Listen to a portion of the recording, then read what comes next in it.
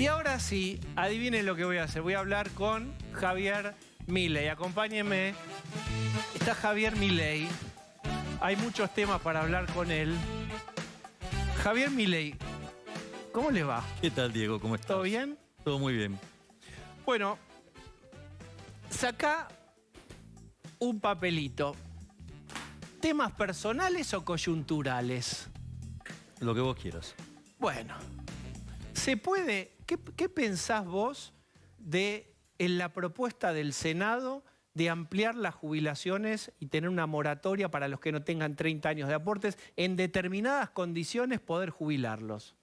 Bueno, es una nueva irresponsabilidad por parte de la casta política. La realidad es que el sistema previsional en Argentina está quebrado. La realidad es que está quebrado por la casta política, porque cuando en su momento obligaban a las AFJPs a invertir en títulos públicos, después vino el default. No solo eso, sino que además después el kirchnerismo empezó a dar jubilaciones sin aportes, o sea, con lo cual vos frente a una determinada masa incrementás la cantidad de beneficiarios, eso también te genera un problema. Y ahora siguen haciendo este tipo de cosas. El sistema previsional en Argentina genera un déficit de 3 puntos del PBI creciente en el tiempo. O sea, si vos no ponés en caja la cuestión previsional, digo, tenemos un problema grave, porque todo eso implica que vos te estás comiendo el ahorro, y como te comes el ahorro, no tenés inversión. Al no tener inversión, no generás puestos de trabajo. Por eso se van los chicos, porque no tienen oportunidades. Hay que te digo cualquier cosa. ¿Hay que privatizar las jubilaciones al estilo AFJP? ¿Tienen que seguir así, pero de otro modo? A ver, vos ya sabés cómo termina esto.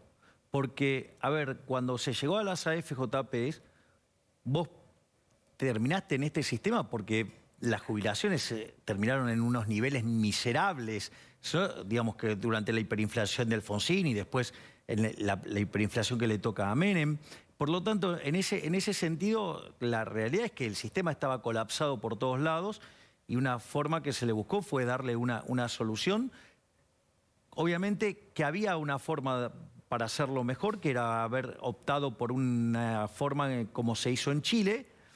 Pero bueno, acá se utilizó un mecanismo que a la postre demostró ser que no funcionaba, pero el problema más grave es que siempre se te termina metiendo la política, manoteándole la mano a la gente, porque eso es lo que pasó. O sea, después empezaron a utilizar el Fondo de Garantía de Sustentabilidad para ponerlo en cualquier lado. ¿Qué harías? Ahora hay preguntas. Cuando Milei iba para diputado, había un repertorio de preguntas. Vos notás que, dado tu crecimiento en encuestas y tu autoproclamado intención presidencial, se te preguntan otras cosas de otra escala también. ¿Qué harías vos con la jubilación? Mira, una de las cosas que vos tenés que hacer es, yo, digamos, el tema previsional lo pongo en lo que se llaman las reformas de segunda generación. O sea, vos tenés que generar condiciones para poder reformar el sistema jubilatorio. ¿Me comprendés? Entonces, una de las cosas que nosotros planteamos es una reforma del Estado, ¿sí? En esa reforma del Estado que vos bajás el gasto y que bajás los impuestos y flexibilizás el mercado laboral hacia adelante y abrís la economía en un contexto donde además, yo propongo, digamos, para erradicar definitivamente la inflación, terminar con el Banco Central. En ese contexto, que es una economía con la cual vos vas a generar muchísimo crecimiento económico, no solo que vas a generar muchísimo crecimiento económico, sino que además lo vas a hacer intensivo en capital, intensivo en trabajo, ¿sí? Porque flexibilizaste el mercado laboral. Además, o sea, toda esa mejora que vos vas a tener te va a implicar un aumento de la PEA, ¿sí? Entonces, con esa situación y además con la estabilidad monetaria, vos vas a tener un rebote de actividad tan grande que lo que vos podés hacer es empezar a reformar el sistema previsional sin que se pierdan derechos. La clave es que vos lo tenés que reformar, pero no tenés que perder derechos, porque si hay derechos que se pierden, ¿cuál es el problema? Es que se te va a trabar en la justicia. Bien. El cuento de la lechera es todo lo que hará la lechera cuando venda su primer queso en la aldea, ¿recordás? Vos venís con toda una serie de reformas de primera y después de segunda generación. Y de tercera pero también, hay que pasar por una primera colina, que es el Congreso, para bajar impuestos, para hacer reformas de este estilo. ¿Tenés capacidad de negociación dentro del Congreso para juntar una masa crítica y bajar impuestos vos, Javier Milei? A ver, vamos por partes. La pregunta es, nosotros tenemos diseñada una reforma tributaria, ¿sí? Digo, donde se simplifique la cantidad de impuestos, o sea, se reduzca el número de impuestos, o sea, se termine con algunos kiosquitos, ¿sí? Ahora, el punto es el siguiente. La pregunta es, ¿por qué si la reforma es buena no va a salir? Porque está el mundo lleno de buenas A intenciones. ver, no, porque, por ejemplo, en el gobierno de Mauricio Macri, ¿sí? Digamos, él en la primera vuelta, digamos, primero sacó el 30% de los votos, o sea, con lo cual, digamos, tuvo representación acorde a eso. Y sin embargo, durante el primer año le sacaron todas las leyes, salió todo. ¿Por qué vos creés que si hay reformas que van a ser tan buenas, por qué vos creés que no van a ser acompañadas? Y la pregunta es, y de repente si hay expresiones que dicen que ahora se sienten más liberales, ¿por qué no habrían de acompañarlas? O sea, la pregunta es, o sea, ¿por qué vos creés que reformas que favorecen a la población, digamos, la casta política, digamos, o sea, se va a dejar de manifiesto y va a mostrar que está dispuesto a impedir el avance de buenas reformas con tal de mantener sus privilegios? Digo, la pregunta es interesante. Yo creo que los van a aprobar. Bien. Yo escuché varias veces en vos, incluso charlando con vos en este mismo programa, que hay como un elemento moral, ¿no?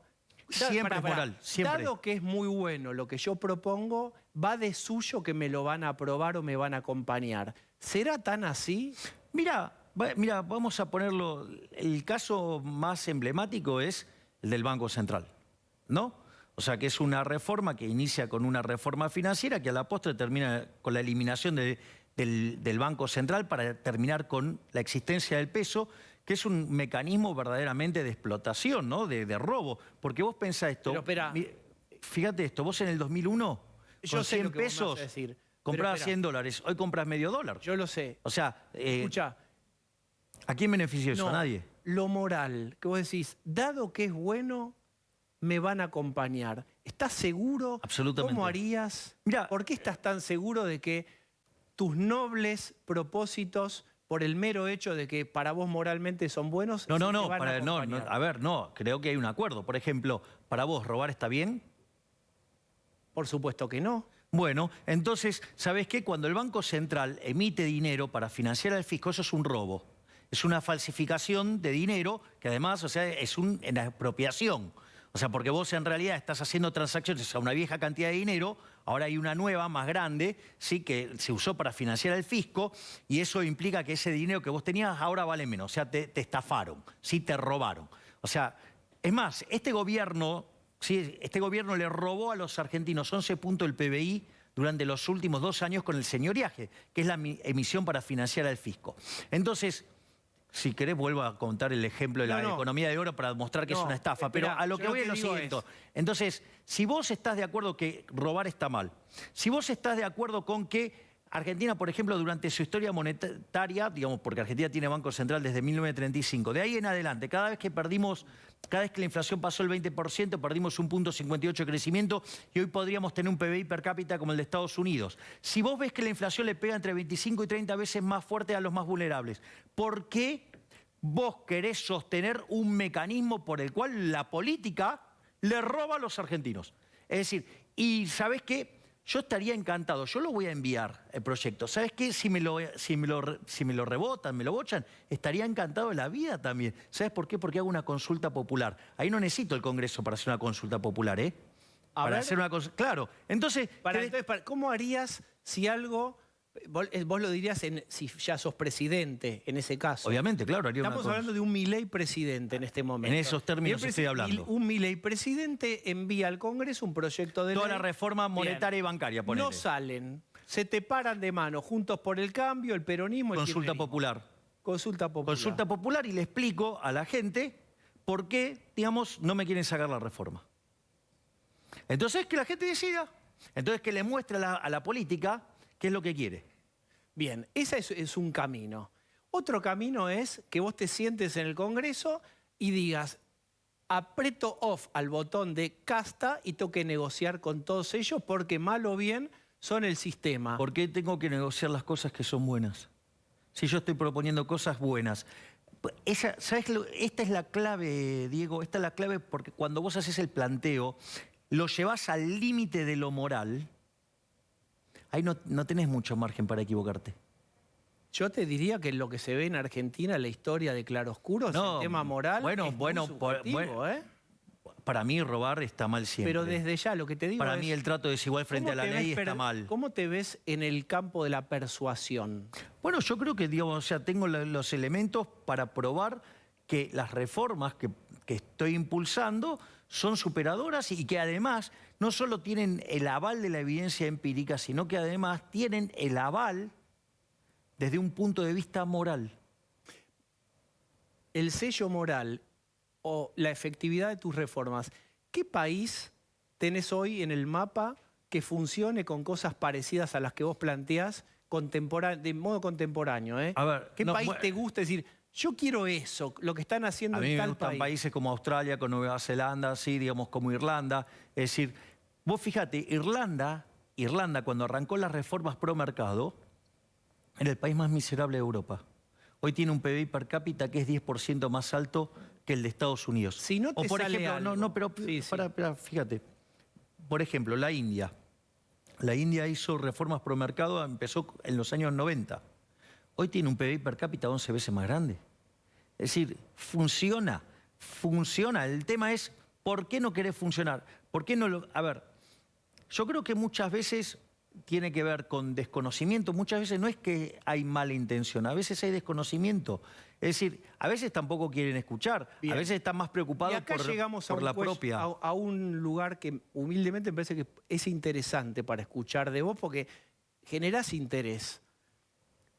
¿Qué pasaría si te encontrás con un no? ¿Qué pasaría con tu temperamento si te encontrás con un no? ¿Cómo es Javier Milei frente a un rotundo no? ¿Cómo te comportarías? Mira, una de las cosas que yo explico, o sea, no somos tan buenos cuando ganamos ni tan malos cuando perdemos. O sea, habrá que agarrar y habrá que reconsiderar las restricciones y volver a hacer el recalculando. O sea, Porque es parte de la vida. Bueno, porque una de las cuestiones que hay que administrar son las emociones. Bueno, Vos dirás, o sea, psicólogo, pero en algún momento has tenido... Bueno, está bien, ¿y cuál es el problema? Y ahora no las tengo, o sea, pero hay que, digamos, estar continuamente reflotando las cosas del pasado, digamos. Es una pregunta válida, no se chive, señor. No, por eso, no, yo no me chivé. O sea, vos querés instalar que estoy enojado. ¿Vos crees que ya nos conocemos, vos crees que yo vengo a instalar tal o cual Entonces, cosa? no, bueno, ¿por qué me haces esa pregunta? Porque es importante No, saber... porque, digamos, o sea, estoy respondiendo, digamos, sin ningún tipo de problema. Te estoy planteando cómo veo este tipo de cosas y por qué entonces venimos a, digamos, o sea, no, porque en el pasado... es una pregunta válida que algunos... ¿Y acaso no di una respuesta válida? Sí. No, sí, claro, Estás diciendo digamos, que vas sí, a hacer una consulta popular. Pero sí, claro, digamos, y los que están operando en mi contra también, digamos, sí, claro, le parece absolutamente válida porque es algo que quieren instalar. ¿Qué cosa quieren instalar? Digamos, este tema de que no podría resolver. Sí, digamos, o sea, a ver, yo vengo del deporte, ¿me entiendes? O sea, cuando me toca perder, pierdo. Es una oportunidad, contalo. Bueno, está bien, por eso, digo, ¿sabés? Es más, no solo que cuando vos venís del deporte, o sea, no somos tan buenos cuando ganamos ni tan malos cuando perdemos, porque en realidad, digamos, el día que vos ganaste y te la creíste, al otro día te llenaron la canasta. Punto 1. Punto 2, o sea, encima yo jugaba al fútbol y era arquero.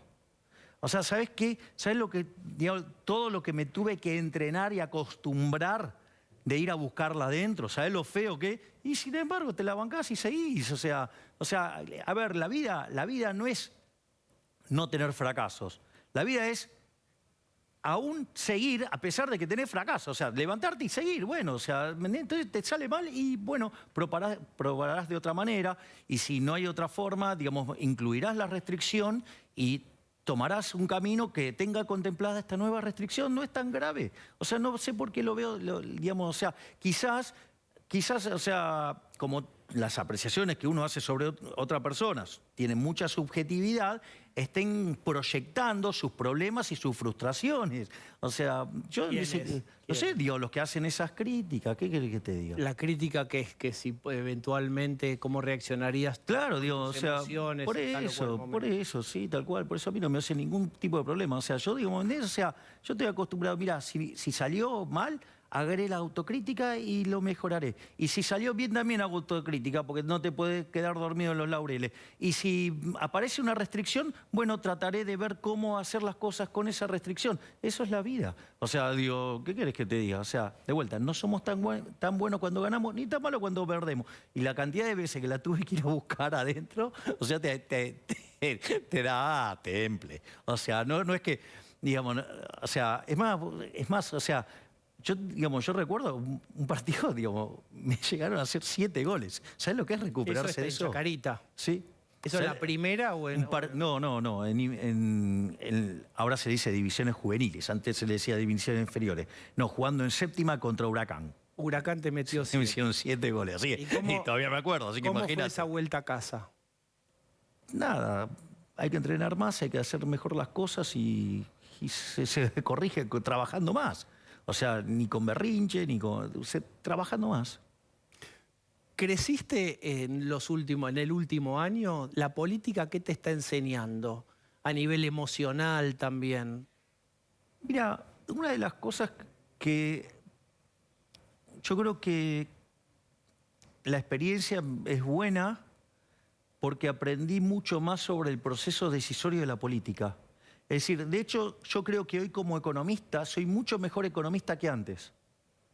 Básicamente porque hago una mejor lectura del proceso decisorio y por lo tanto hago una mejor lectura de la economía. O sea, en ese sentido creo que mejoré mucho y creo que también, digamos, hay algunas, digamos, también aprendí a no enojarme, o sea, entender cómo funciona la lógica. Entonces una vez que digo, bueno, pero la vida es aprendizaje. Hay una secuencia donde estás con Sergio Massa que te dice algo paternalmente. No sé si tenemos el video, lo podemos ver. Sí. ¿Sabés qué pasa? Ahí podés contar lo que pasó mientras claro que lo puedo contar. A ver, video.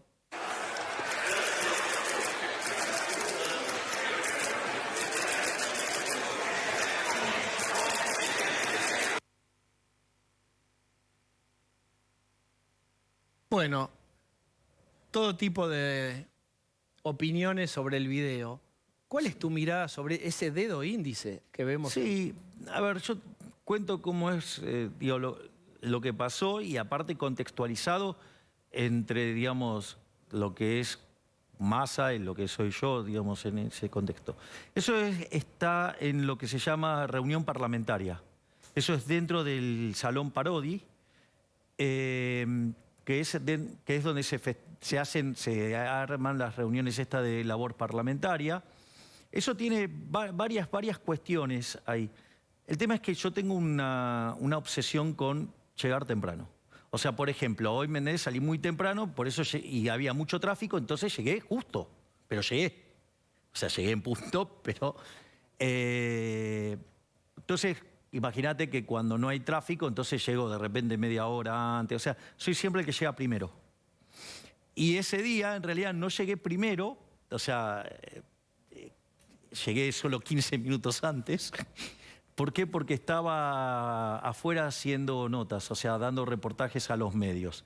Entonces, básicamente lo que estaba haciendo Massa ahí era hacerme un chiste sobre que había entrado, no había entrado como entro normalmente, porque me había quedado haciendo medios. Era eso lo que me dijo. Ahora, hay varias cuestiones. Hay una cuestión muy delicada. A ver. Porque si eso está filmado dentro de la labor parlamentaria, y eso está grabado por un teléfono, quiere decir que lo grabaron alguien de la mesa de enfrente. ¿Quién puede ser? La gente Juntos por el Cambio. Es interesante esto, ¿eh?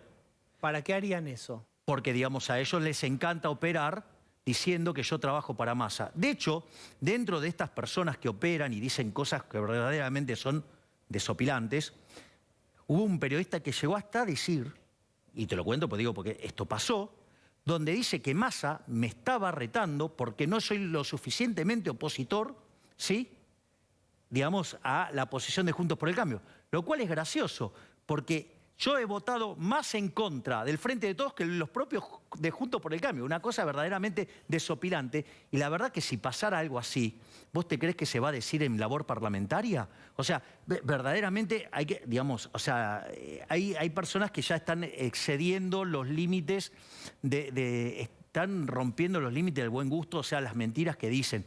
¿Quiénes? Periodistas, por ejemplo, mienten así descaradamente. ¿Para qué? Porque dentro de, digamos, de la lógica de Juntos por el Cambio hay toda una situación donde a Massa se lo muestra como lo más malo que existe sobre el planeta, y como están tratando de instalar que soy kirchnerista, ¿sí? Es parte de toda una estrategia de operación mediática, cuando en realidad la verdad es que les voto todo en contra, o sea, soy 10.000 veces más opositor que el propio Juntos por el Cambio, al margen del escándalo que implica que un diputado haya hecho esto. Esto es verdaderamente un escándalo. Porque vos sabés cómo es estas reuniones. Estamos todos sentados ahí en la labor parlamentaria y entra Massa y saluda uno por uno. Y uno por uno le dice algo. ¿Me entendés? O sea, es parte, digamos, ahí si vos querés es una situación donde el presidente de la Cámara está, ¿me entendés? A cada uno de los diputados los saluda y les dice algo. ¿Y qué pensás de Massa vos? No sé, me cuesta definirme. Te reís porque son preguntas que te hacen hoy. No, ¿Qué pero... pensás de Cristina? No, bueno... ¿Cristina es corrupta, no es corrupta? Bueno, ¿Massa qué es? Bueno, lo que quiero poner como marco de situación es que claramente te están tomando examen, los medios seguramente te estamos tomando examen, porque la gente también te está tomando. A mí no me molesta dar examen y por eso yo vengo y contesto todo lo que tengo que contestar. A ver, yo digamos, o sea, respecto al caso de, por ejemplo, de Cristina, digamos, yo siempre he dicho básicamente las mismas cosas, que es la reina de los populistas y lo muestra con las cosas que propone en este sentido. Igual yo tengo una visión todavía que creo que es más maquiavélico lo que está haciendo en este momento ella y Alberto. Pero igual es muy buena la explicación que presentaron ustedes sobre de que ella, digamos, quiera salvar la ropa propia, por decirlo de alguna manera. Para mí tiene que ver con una forma en la que ellos ven la economía y entonces creen que los precios se determinan a partir de los costos. Entonces ellos lo que están haciendo es asustar a los empresarios con que si se cae Guzmán, si se cae Alberto, viene Cristina y entonces viene Nerón a tirar más nafta al fuego. Y en ese contexto lo que sucede es que, por ejemplo, entonces nada, todos pagan costos enormes con tal de sostenerlo a Alberto. Y en realidad lo que están haciendo es, uno te juega de policía bueno, te juega de policía malo, o sea, sostienen todo este desequilibrio macro cargándoselo al sector privado y de esa manera tener más chances electorales. Porque la realidad es que si esto estalla, digo, no es que se lleva puesto solo a Alberto, se lo lleva puesta a ella también. Entonces, en ese sentido te diría, ella, digamos, o sea, para no esquivar la respuesta, entonces, la reina de los populistas. Además, una de las cosas que yo considero es que cuando vos agrandás el Estado, lo que vos generás es corrupción. Sí, y había un montón de gente en su gobierno robando, digo, y hay casos más emblemáticos, digo, como el caso de los bolsos de López. No solo eso, sino que además el daño que le causó es el peor daño que le puedes causar a un país, porque hizo una destrucción de valores morales, destruyó la cultura de trabajo. Entonces, digo, la verdad que ahora, después hay otros temas que tienen que ver con las cuestiones de índole legal, y la verdad es que dada la responsabilidad institucional que me cabe hoy, y con la carrera en la que estoy entrando, por decirlo de alguna manera, si yo hablo de la independencia del Poder Judicial, yo no puedo estar haciendo juicios. ¿Me comprendés? Entonces, y eso es parte de que tiene que resolverse la justicia. Y vos fijate, porque a partir de que yo dije esto, o sea, el troll center de Juntos por el Cambio salió a pegar, y lo que no se dio cuenta es que, yo no lo sabía, yo no lo sabía, que la declaración que había hecho Mauricio Macri, por ejemplo, era la misma, calcada. O sea, era una respuesta institucional donde de estos temas se tiene que ocupar la justicia. O sea, y que si la encuentran culpable... La percepción... y no solo dije eso. Además, es que dije que no le cierra el blanco. Eso es un poquito más fuerte todavía. O sea, con lo cual, digamos, o sea, tuve posiciones todavía mucho más fuertes que las que mostraron, por ejemplo, los de Juntos por el Cambio. Que dicho sea de paso, la señora Carrió acusa al gobierno de Juntos por el Cambio, ¿sí?, por no meterla presa a Cristina. O sea, con lo cual, o sea, no solo que se meten con la justicia, digamos, o sea, con lo cual todo lo que dicen en la institucionalidad se lo llevan puesto, sino que como si eso fuera poco, parece que ellos tienen información de que ella sí, digamos, estaría en condiciones de ir presa y no fue presa porque les convenía electoralmente. Mirá todo, digamos, o sea, todo lo que hay para discutir. O sea, sin embargo, yo lo que quiero es que la justicia sea independiente. ¿Y de Massa qué pensás? Me parece que Massa, digamos, o sea, es como una suerte de oportunista. Juega en cada momento, se pone la camiseta que todos los colectivos lo dejan bien. ¿Y cómo te imaginas? ¿Con quién podrías dialogar cuando tengas un proyecto de ley? No, bueno, digamos, el proyecto se envía. Se envía. O sea, ahora, el punto es el siguiente. ¿No te dicen ahí en el Congreso, en el recinto, che, cortala con lo de Casta, ahora estás acá? Pero ¿Te dicen? la realidad es que es muy poco feliz que alguien me diga basta con esto de Casta, ¿no? Porque en el fondo, si te sentís tocado es tu problema, no es el mío. Lo que pasa es que hay un montón de cosas que yo hago que los incomoda mucho. Por ejemplo, el día cuando yo decidí que íbamos a sortear la dieta. Eso es un gran problema para la casta. Porque una de las cosas que te muestra es que lo que gana un diputado, por ejemplo, es mucho más que lo que gana el argentino promedio y mucho más que el argentino mediano. Viste que por la distribución del ingreso, el ingreso mediano está por debajo del medio.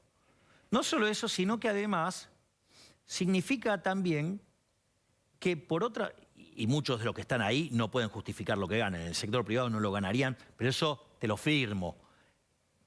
Pero no solo eso, sino que además, fíjate que hay una cuestión adicional, llevan un nivel de vida que no se condice con lo que ganan. Vos ahora que donás, vos que donás la dieta, no, yo no dono la dieta. la sorteás. Yo la devuelvo a sus legítimos creadores, por decirlo de alguna manera. ¿Cuáles son tus...? Viste que sos el nuevo, te van a contar las costillas. Viven haciéndolo. Y justamente porque por ahí a otros no les cuentan tanto, o sí, a veces no. ¿Vos de qué vivís? Pero, ¿puedo contestar esto? Sí. Porque es muy interesante. Sí. Una persona que estaba en nuestro equipo, cuando iniciamos la campaña, en un momento me dijo, te tengo dos noticias, una buena y una mala. Entonces me dice, mira, la buena es que te revisaron hasta el ADN y no encontraron nada. ¿Te revisaron a vos? Sí, obvio. ¿Quién? Bueno, digamos, o sea, ya sabemos, digo, que hubo... Me han revisado hasta la historia clínica. Pero bueno, es parte de otra historia. Pero no solo eso, sino ¿Quién? que... Pará, ¿quién? Bueno, lo dije, digamos, o sea, bueno, a ver, el gobierno de la ciudad, digamos, está todo el tiempo haciendo operaciones y, o sea, de hecho tiene un equipo de 25 personas que se dedican justamente a ensuciar. Pero no importa, son detalles menores. O sea, porque ya te diría que ya hasta estoy acostumbrado. ¿Y sabes lo que me dijo? ¿Sabes cuál es el problema? Porque yo dije, bueno, no, qué bueno, no tienen nada, qué bueno, ya se dieron cuenta. No, el problema es que entonces te los van a inventar. ¿Y qué te están Entonces, inventando? no, bueno, mirá, fíjate, por ejemplo, una periodista, ¿sí? Por ejemplo, que digamos que tengo una causa por haberme dicho nazi hitleriano, ¿sí? Digo, porque eso es un delito. Igual yo no estoy yendo a juicio por eso precisamente, sino por la banalización del holocausto, que me molesta infinitamente más de lo que me puedan decir a mí. Digo, porque a mí, yo sé muy bien dónde estoy. ¿Me comprendés? Pero al margen de eso, es interesante. Por ejemplo, se la pasó durante la semana instalando de que yo votaba en contra de la boleta única. Históricamente, yo mostré una posición favorable a la boleta única. ¿Me comprendés? Entonces después, como yo voté en contra, no en contra de lo que ella pensaba, ¿sí? O sea, vos votaste a favor de la O sea, yo boleta. voté a favor de la boleta única. Entonces, había toda una crítica de que había votado a favor porque había dicho que iba a votar en contra. Yo jamás hablé a la boleta única. ¿Me comprendés? Entonces después, como yo voté en contra, no en contra de lo que ella pensaba, ¿sí? O sea, vos votaste a favor de la O sea, boleta. yo voté a favor de la boleta única. Entonces, había toda una crítica de que había votado a favor porque había dicho que iba a votar en contra. Yo jamás había dicho tal cosa. ¿Me comprendés? Entonces, es como que yo te diga, no sé, vos estás diciendo que, no sé, hay que romper esto, este vaso. Y vos después, mirá, me hicieron lo mismo con el tema de la vacunación. Se la pasaron diciendo que yo era antivacunas. Yo nunca fui antivacunas. Yo lo que dije es que quería que las personas tuvieran la posibilidad de hacer renta-riesgo, es decir, ver qué ganaban, qué perdían, que fueran más claros con la información. Después terminé teniendo razón, porque le estaban dando inyección, le estaban aplicando a los chicos y no estaban todas las pruebas. No, pero para, porque quiero terminar esto. Entonces después tenía que viajar y me puse la inyección. Ah, miren la contradicción. No hay contradicción, nunca me contradije. Solo lo que dije es que cada individuo tenía que tener la posibilidad de hacer la renta de riesgo y que además, o sea, estaban vacunando irregularmente a los menores. Dije eso. De ahí, es más, no solo eso, en el debate mismo, cuando me acusaron de eso, yo una cosa adicional que dije, dadas las cuestiones de renta-riesgo, digamos, de mis padres, yo mismo les sugerí enfáticamente junto a mi hermana que se vacunaran. Entonces, ¿me entendés? O sea, es absolutamente... Entonces, se llama falacia del espantapájaro. Dicen una mentira sobre vos, vos tenés que salir a explicar que no dijiste eso, y después cuando pasa algo que en realidad... porque vos nunca dijiste tal cosa, entonces te acusan de eso, de contradicción. No, o sea... Vos mencionaste que tu hermana podría ser, no sé si un chiste o de verdad, primera dama. Pero es que técnicamente es así. ¿Por qué técnicamente es así? Porque, a ver, yo no estoy casado. Tampoco tengo planes. ¿Pero tenés candidatas o no? No tengo planes de casarme. Pero siempre puede haber alguien que de repente dice, pero yo jugué un boleto y ganó el caballo y ahora puedo ser primera dama. Pero de vuelta, digamos, o sea, en los hechos no estoy casado. Bien, y entonces... Planes tampoco tengo, ¿ok? Entonces, la realidad es, ¿quién ocupa el lugar de primera dama? Digamos, o sea, por ejemplo, en el gobierno de Menem, ¿quién lo hacía? Lo hacía Zulemita Menem, su hija. Sí. Yo tengo hijos de 4 patas. ¿Cuántos tenés? 5. ¿Cuántos mastines tenés? 5. Conan, Murray, Milton, Robert y Lucas. ¿Cuánto pesan? En promedio oscilan entre 80 y 100 kilos. La última. Ah, bueno, pero, viste, entonces, digamos, tiene todas las credenciales mi hermana para ser primera dama. Yo hice un chiste. ¿Tus padres están contentos con tu actualidad? Que todos leímos que tuvo momentos, yo no voy a volver ahí. ¿Ahora están bien las cosas con tus padres? Bueno, ellos tuvieron un gesto noble y que aún en el momento que estábamos peleados, mi hermana estaba en una situación de shock, no lo podía resolver, ellos ayudaron, contribuyeron, con lo cual indirectamente o directamente me ayudaron, me pareció un gesto noble, hicimos tabula rasa y adelante y de vuelta y todo bien, o sea, el rencor no sirve para nada. Tengo una última. ¿Cómo te sentís hasta acá con la conversación? No, yo vengo porque la paso fenómeno. Bien. ¿Vos estás estudiando la Torá? Sí. ¿Qué tiene para vos la Torá? ¿Qué te enseña un rabino que te sirve a vos? Mira, una de las cosas que a mí me pasaba, por ejemplo, yo en un momento daba también clases particulares y todas esas cosas. Yo ahora vivo de dar conferencias, ¿sí? Porque me preguntaste eso y no lo contesté y te lo contesto ahora. Ahora me acordé. Entonces, por ejemplo, en un momento daba clases también particulares. Entonces le daba clases a una persona, ¿sí?, de la comunidad judía y que básicamente venía y yo le enseñaba cosas y me hacía unas preguntas que eran... Yo decía, pero ¿de dónde lo sacaron este pibe? Digo, ¿de dónde salió? O sea, eran unas cosas impresionantes. Entonces, en un momento le digo, man, ¿cómo puede ser que me hagas las mejores preguntas que hasta me encantaría a mí hacérmelas? Porque en el fondo... ¿Y qué le contestó? Bueno, entonces él me dijo que, claro, a la mañana él estaba estudiando, digamos, para rabino. Entonces, claro, me explicó que de repente toman un tema, lo analizan de este lado, lo analizan de este, lo analizan de este. Claro, entonces te genera una apertura mental y yo ahí quedé fascinado. Y después, digamos, siempre tuve la inquietud y después tuve la suerte, la dicha, la bendición de conocer a un rabino que, digamos, con quien yo hablo más o menos una vez cada 2 semanas. Y la verdad que aprendo un montonazo, o sea, digo, me genera una apertura y un crecimiento fenomenal. La verdad que... Javier, gracias por haber venido hoy. No, por favor, un placer enorme, Diego. Gracias. Gracias como siempre. Gracias. Bueno, vuelvo.